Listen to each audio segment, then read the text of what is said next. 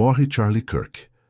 Aliado de Trump, é baleado em palestra e expõe clima de violência contra conservadores nos Estados Unidos. A morte de Charlie Kirk, líder conservador e aliado próximo de Donald Trump, após ser baleado durante uma palestra em uma universidade norte-americana, representa muito mais do que a perda de um ativista.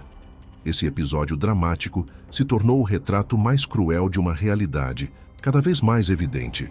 Os Estados Unidos atravessam um período de crescente intolerância, polarização política e violência direcionada, onde ser conservador pode custar a própria vida. A trajetória de Charlie Kirk.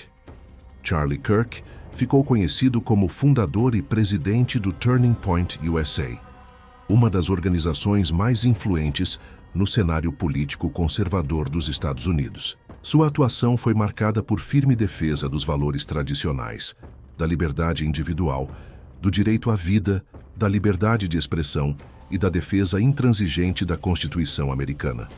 Ele não apenas se consolidou como um influente comunicador político, mas também como alguém que ousava enfrentar o establishment universitário progressista que há décadas domina o ambiente acadêmico norte-americano.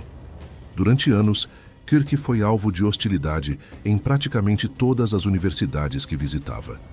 Manifestantes tentavam silenciar seus discursos, gritos de intolerância eram comuns, e em muitas ocasiões, o clima se transformava em quase uma guerra ideológica.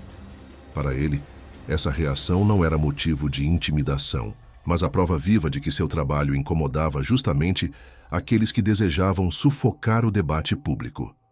O atentado e a escalada da intolerância.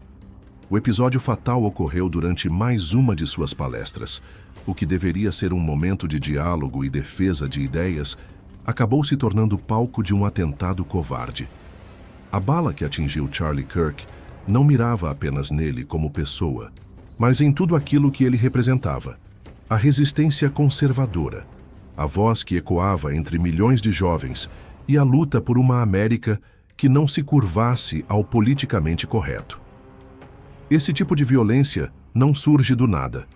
Ela é resultado de anos de demonização da direita conservadora, promovida por setores da mídia, por grupos progressistas e até por autoridades políticas, que não escondem seu desprezo por quem ousa pensar diferente.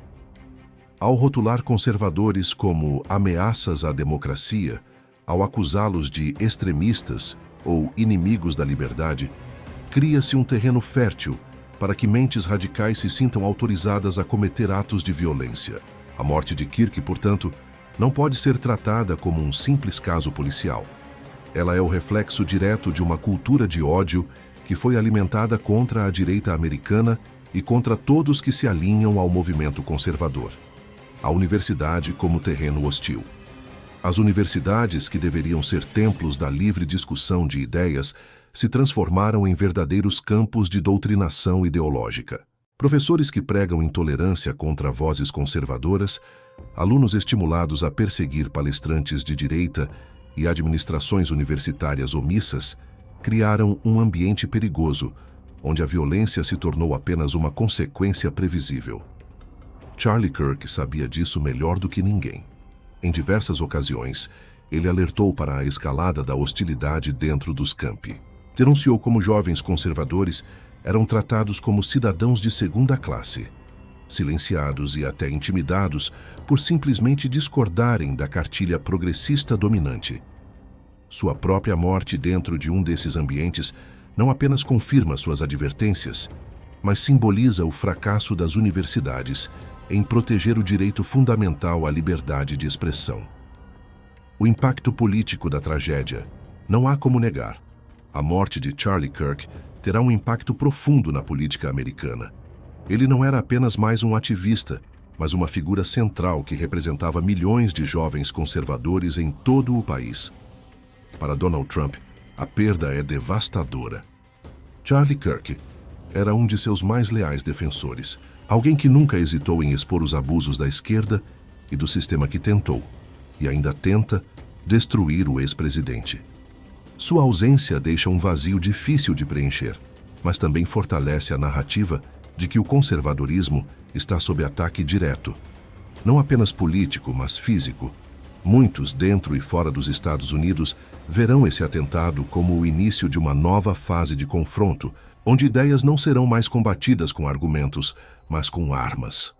A reação da esquerda e da mídia.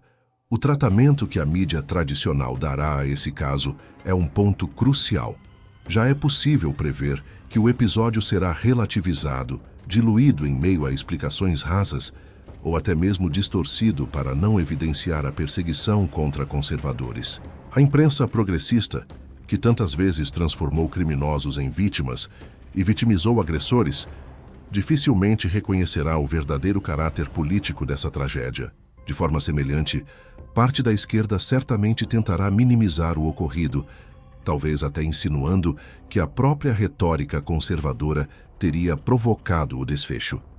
Essa inversão de papéis, tão comum no discurso progressista, transforma o agredido em culpado e o agressor em mero produto das circunstâncias. O legado de Charlie Kirk, apesar de sua morte prematura, o legado de Charlie Kirk não será esquecido. Sua trajetória já havia inspirado uma geração inteira de jovens americanos que encontraram nele a coragem para assumir suas convicções. Kirk mostrou que é possível resistir ao domínio cultural progressista, que é legítimo questionar a doutrinação universitária e que, mesmo diante da hostilidade, a defesa dos princípios conservadores nunca deve ser abandonada. Seu martírio poderá, paradoxalmente, fortalecer ainda mais o movimento conservador. Para muitos, ele será lembrado como um símbolo de resistência, um homem que não se intimidou diante das ameaças e que pagou com a vida por se recusar a se calar. O perigo da criminalização das ideias. Um dos aspectos mais preocupantes desse episódio é como ele ilustra o perigo da criminalização das ideias. Quando determinados discursos são tratados como ameaças ou crimes de opinião, abre-se a porta para a perseguição, seja ela legal, midiática ou até violenta. Nos Estados Unidos, a perseguição contra conservadores vem se intensificando nos últimos anos.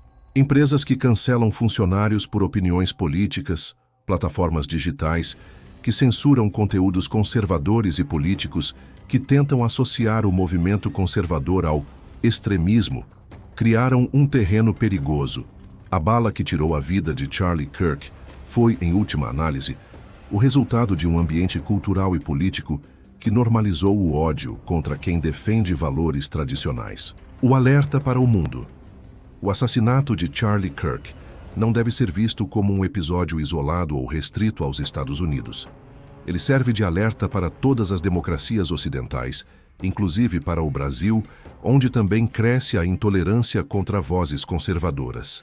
Quando líderes políticos e influenciadores passam a ser alvos de perseguição judicial, difamação midiática ou violência física, significa que a democracia está em risco. Uma sociedade só pode ser considerada verdadeiramente democrática quando permite o livre confronto de ideias, sem transformar opositores em inimigos a serem eliminados. Conclusão: Charlie Kirk morreu por ser conservador. Morreu porque ousou falar aquilo que muitos têm medo de dizer. Morreu porque representava uma ameaça real ao monopólio progressista sobre a juventude e sobre o debate público.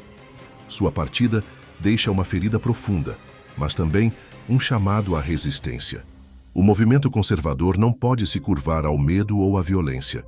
Pelo contrário, deve se fortalecer, se unir e continuar a luta que Kirk iniciou para que seu sacrifício não tenha sido em vão. Deixe sua opinião nos comentários, compartilhe este vídeo com seus amigos e ajude a abrir os olhos de mais brasileiros para esse debate fundamental. Se inscreva no canal e ative o sininho, porque aqui você sempre vai encontrar a verdade que a grande mídia não mostra.